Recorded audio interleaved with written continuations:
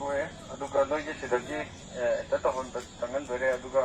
ꯅꯪ ꯅꯁꯥꯒꯤ respective destination ꯍꯥꯏꯗꯤ ꯅꯪꯒꯤ ꯗꯤꯁꯇ꯭ꯔꯤꯛꯇꯨꯒꯤ ꯗꯤꯁꯇ꯭ꯔꯤꯛ ꯅꯣꯗꯦꯜ ꯑꯣꯐꯤꯁꯥꯔ ꯂꯩꯅ DSO ꯁꯔꯚꯤꯂꯦꯟꯁ ꯑꯣꯐꯤꯁꯥꯔ ꯃꯣꯏꯗ ꯔꯤꯄꯣꯔꯠ ꯇꯧꯒꯗꯧꯅꯦ ꯅꯣꯏ ꯁꯤꯗ ꯍꯥꯏꯁꯦ DCꯅ ꯍꯥꯏꯁꯦ ꯅꯣꯏ ꯃꯔꯛꯇ ꯑꯝꯇ ꯈꯥꯝꯕ ꯌꯥꯔꯣꯏ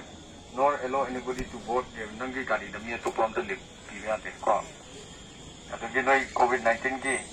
ꯁꯔꯀꯥꯔꯅ ꯄꯤꯔꯤꯕ SOP ꯐꯖꯅ ꯄ꯭ꯔꯣꯇꯣꯀꯣꯜ ꯉꯥꯛꯑꯒ ꯆꯠꯀꯗꯕꯅꯦ ꯍꯥꯏꯕ ꯑꯗꯨꯒ ꯅꯣꯏꯒꯤ ꯀꯟꯁꯔꯟ ꯁꯨꯄꯔꯤꯟꯇꯦꯟꯗꯦꯟꯠ ꯄꯨꯂꯤꯁ ꯑꯩꯈꯣꯏꯒꯤ ꯁꯤ ꯇꯥꯔꯤꯁꯤꯅ ꯑꯩꯈꯣꯏꯒꯤ ꯗꯤꯁꯇ꯭ꯔꯤꯛꯀꯤ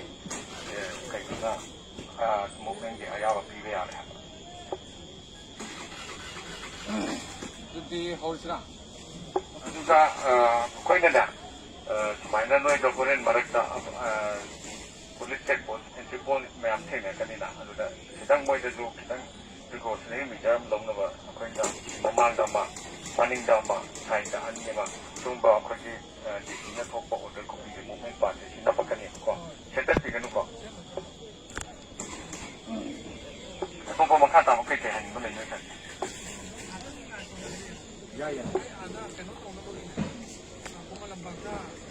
ꯕꯦꯠ ꯍꯥꯡꯉꯦ ꯍꯥꯏꯌꯦꯕ ꯑꯗꯩ ꯗꯣꯛꯇꯔꯗꯨꯅ ꯍꯥꯏꯔꯝꯃꯦ ꯃꯣꯏ ꯃꯦꯗꯥꯝꯗꯨꯅ ꯐꯣꯟ ꯇꯧꯔꯛꯑꯝꯃꯦ ꯑꯗꯩ ꯗꯣꯛꯇꯔꯗꯨꯅ ꯑꯃꯨꯛ ꯍꯥꯏꯔꯤꯅ ꯃꯣꯏ ꯃꯦꯗꯥꯝꯗꯨꯅ ꯅꯉꯣꯟꯗ ꯐꯣꯟ ꯇꯧꯔꯛꯄ ꯃꯦꯗꯥꯝꯗꯨꯅ ꯍꯥꯏꯔꯣ ꯆꯤꯊꯤ ꯑꯃꯇꯪ ꯏꯍꯜꯂꯣ ꯍꯥꯏꯌꯦꯕ ꯌꯥꯔꯦ ꯑꯗꯨꯗꯤ ꯑꯗꯨꯝ ꯉꯥꯏꯃꯤꯟꯅꯔꯁꯤꯀꯣ ꯑꯗꯨ ꯉꯥꯏꯕ ꯃꯔꯛꯁꯤꯗ ꯑꯩꯈꯣꯏꯒꯤ ꯁꯤꯒꯤ ꯇꯧꯐꯝ ꯊꯣꯛꯄ ꯑꯩꯈꯣꯏꯒꯤ ꯅꯦꯁꯦꯁꯔꯤ ꯐꯣꯔꯃꯦꯂꯤꯇꯤꯁꯤꯡ ꯑꯩꯈꯣꯏ ꯂꯣꯏꯁꯤꯟꯖꯦ ꯅꯪꯒꯤ ꯋꯤꯟꯗꯣꯗꯨ ꯄꯨꯜꯂꯞ ꯇꯧꯕꯤꯌꯨ ꯄꯨꯜꯂꯞ राउंड तो सर्कल दो नंगी डिसइंफेक्टेंट तो हां लो ये सर्कल से राउंड कम हो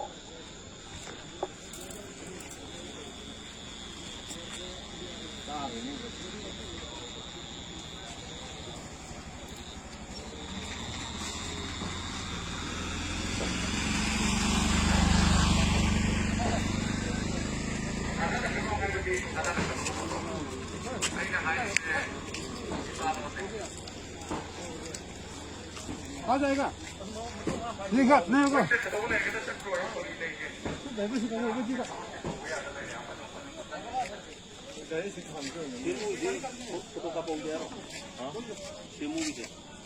제목이 사주게 또 띄어봐.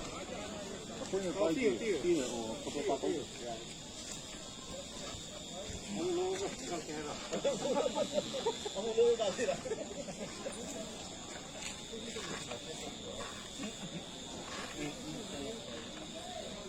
भाई साहब हम लोग का हो गया तो थोड़ा जल्दी निकालिए यहाँ पे हम लोग को कुछ कार्रवाई करना है यहाँ पे कोविड पेशेंट